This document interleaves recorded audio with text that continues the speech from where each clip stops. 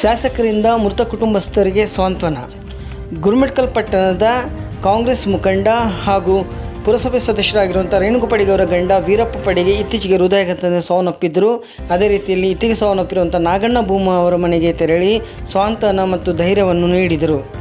ಅದೇ ರೀತಿಯಲ್ಲಿ ರವಿವಾರ ಸಂಜೆ ಜೋರಾದ ಮಳೆಗೆ ಮತ್ತು ಜೋರಾದ ಗಾಳಿಗೆ ಪಟ್ರಸ್ ಮೇಲೆ ಇರುವಂತಹ ಕಲ್ಲು ಪುಟಾಣಿ ಬಾಲಕಿಯಾಗಿರುವಂಥ ಮಾನಸ ತಿಮ್ಮಪ್ಪ ಯಾದವ್ 4 ವರ್ಷದ ಪುಟಾಣಿ ಮಗು ಮೇಲೆ ಬಿದ್ದು ಸಾವನ್ನಪ್ಪಿದ್ರು.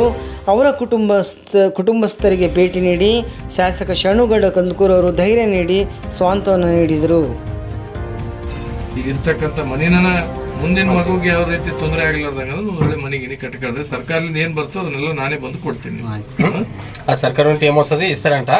అది ఏం ಸರ್ಕಾರಕ್ಕೆ ನಾನು ಜಿಲ್ಲಾಧಿಕಾರಿಗಳಿಗೆ ఇప్పుడు మీ ಮುಖ್ಯಮಂತ್ರಿಗಳಿಗೆ ಮಾತಾಡಿದೀನಿ 5 ಲಕ್ಷ ಕೊಡು ಅಂತ ಹೇಳಿನಿ. ನೋಡಮ್ ಅವ್ರು ಏನ್ ಕೊಡ್ತಾರೆ.